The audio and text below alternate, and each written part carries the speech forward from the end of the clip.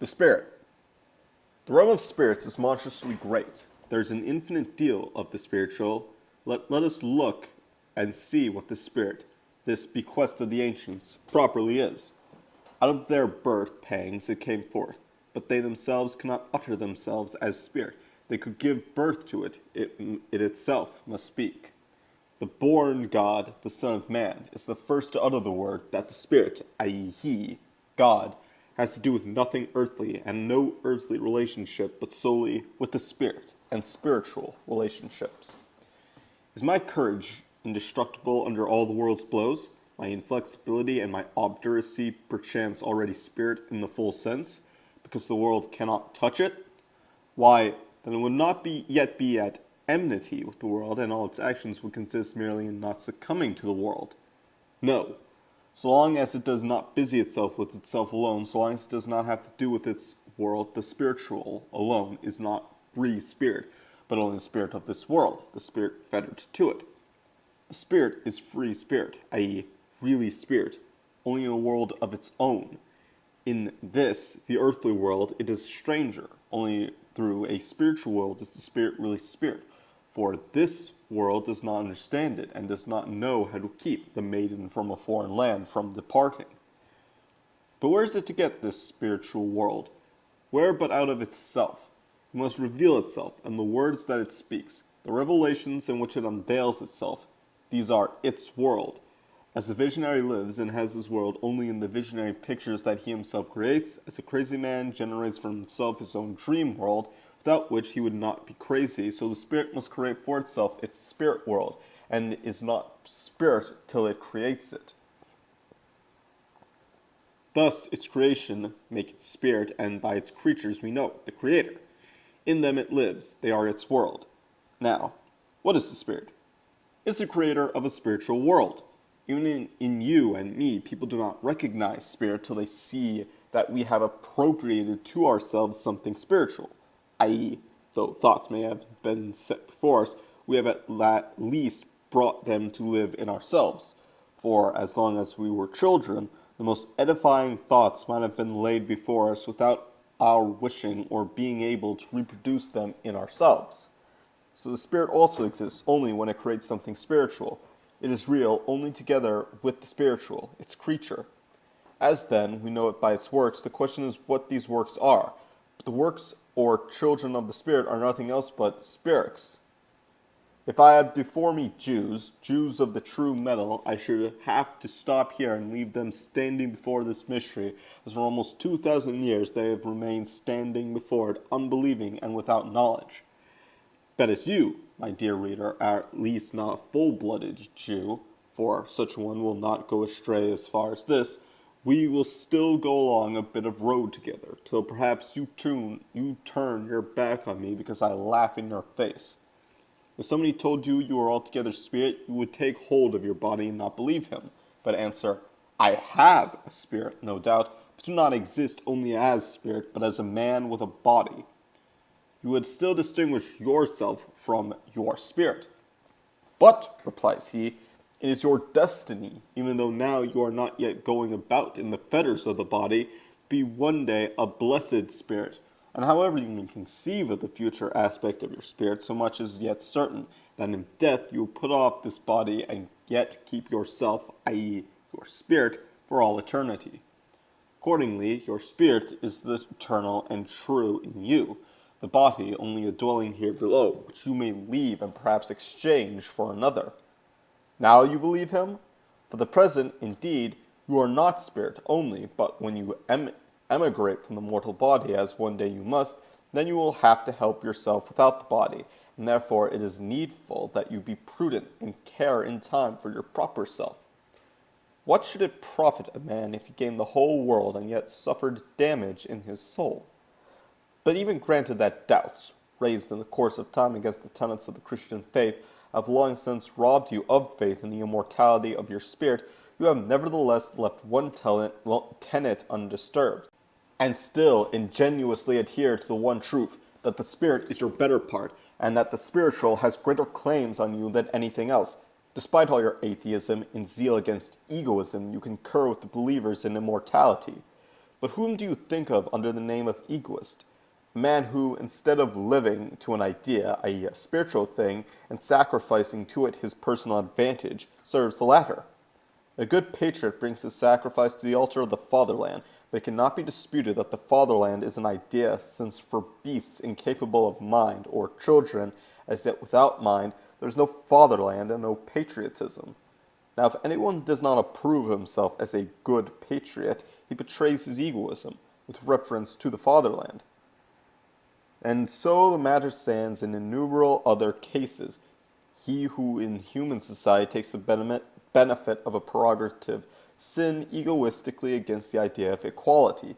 He who exercises dominion is blamed as an egoist against the idea of liberty, etc. You despise the egoist because he puts the spiritual in the background as compared with the personal, and has his eyes on himself where you would like to see him act to favor an idea. The distinction between you is that he makes himself the central point, but you the spirit, or that you cut your identity in two and exalt your proper self, the spirit, to be ruler of the paltrier remainder. Well, he will never hear nothing of the cutting in two and pursue spiritual and material interests just as he pleases. You think, to be sure, that you are falling foul of those only who enter into no spiritual interest at all, but in fact you curse at everybody who does not look on the spiritual interest as his true and highest interest. You carry your nightly service for this beauty so far that you affirm her to be the only beauty of the world. You live not to yourself, but to your spirit, and to what the spirits, i.e., ideas. As the spirit exists only in its creating of the spiritual, let us take a look about us for its first creation. If only it had been accomplished this, therefore, always thenceforth the natural propagation of creations, as according to the myth, only the first human beings needed to be created, the rest of the race propagating of itself. The first creation, on the other hand, must come forth out of nothing, i.e., the spirit has toward its realization nothing but itself, or rather it has yet not even itself, but must create itself. Hence, its first creation is itself, the spirit. Mystical as this sounds, you may yet go through it as an everyday experience. Are you a thinking being before you think? In creating the first thought, you create yourself, the thinking one. For you do not think before you think a thought, i.e., have a thought. Is it not your singing that first makes you a singer, your talking that makes you a talker? Now so too, it is the production of the spiritual that makes you a spirit.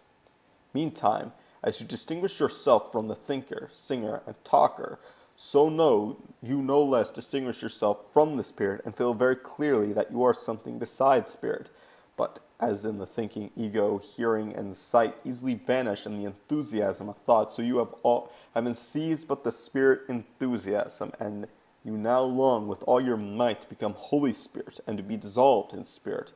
The spirit is your ideal, the unattained, the otherworldly. Spirit is the name of your God. God is spirit. Against all that, it is not spirit. You are a zealot, and therefore you play the zealot against yourself. You cannot get rid of a remainder of the non-spiritual. Instead of saying, I am more than spirit, you say with contrition, I am less than spirit. And spirit, pure spirit, or the spirit that is nothing but spirit, I can only think of, but am not. And since I am not it, it is another, exists as another, whom I call God. It lies in the nature of the case that the spirit that is to exist as pure spirit must be an otherworldly one. For, since I am not it, it follows that can only be outside me, since in any case a human being is not fully comprehended in the concept spirit. It follows that the pure spirit, the spirit as such, can only be outside of men, beyond the human world, not earthly, but heavenly. Only from this disunion in which I and the spirit lie, only because I and spirit are not names for one and the same thing, but different names for completely different things, only because I am not spirit, and spirit not I. Only from this do we get a quite tautological explanation of the necessity that the spirit dwells in the other world, i.e., is God. But from this it also appears how thoroughly theological is the liberation that Feuerbach is laboring to give us. What he says in that we had only mistaken our own essence, and therefore looked for it in the other world, but that now, when we see that God was only our human essence, we must recognize it again as ours and move it back out of the other world into this. To God, who is spirit, Feuerbach gives the name our essence. Can we put up with this, that our essence is brought into opposition to us, that we are split into an essential and unessential self?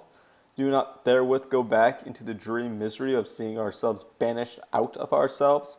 What we have gained then, when for a variation we have transformed into ourselves the divine outside us, are we that which is in us? As little as we are that which is outside us. I am as little as my heart as I am my sweetheart, this other self of mine. Just because we are not the spirit that dwells in us, just for that reason we had to take it and set it outside us. If it was not we did not coincide with us, and therefore we could not think of it as existing otherwise than outside this, on the other side from us in the other world. With the strength of despair, Feuerbach clutches at the total substance of Christianity, not to throw it away, no, to drag it to himself, to draw it, the long yearn for, ever distant, out of its heaven with a last effort, and keep it by him forever. Is not that a clutch at the uttermost despair, a clutch for life or death? And is it not at the same time the Christian yearning and hungering for the other world? The hero wants not to go into the other world, but to draw the other world to him, and compel it to become this world. And since then he has not all the world with more or less consciousness, then crying that this world is the vital point, and heaven must come down on earth and be experienced even here. Let us, in brief, set Feuerbach's theological view and our contradiction over against each other. The essence of man is man's supreme being, now by religion, to be sure. The supreme being is called God, and regarded as an objective essence, but in truth it is only man's own essence, and therefore the turning point of the world's history is that thenceforth no longer God, but man is to appear to man as God. To this we reply, the supreme being is indeed the essence of man, but just because it is his essence and not he himself, it remains quite immaterial whether we see it outside him and view it as God, or find it in him and call it essence of man, or man.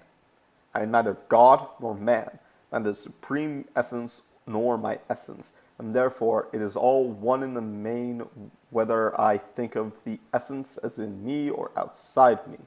Nay, we really do always think of the supreme being as in both kinds of otherworldliness, the inward and outward, at once, for the Spirit of God is, according to the Christian view, also our spirit, and dwells in us. It dwells in heaven and dwells in us. We poor things are just its dwelling, and if Feuerbach goes on to destroy the heavenly dwelling and force it to move to us bag and baggage, then we, its earthly apartments, will be badly overcrowded. But after this digression, which if we were at all proposing to work by line and level we should have had to save for later pages in order to avoid repetition, we return to the Spirit's first creation, the Spirit itself. The Spirit is something other than myself. But this other, what is it?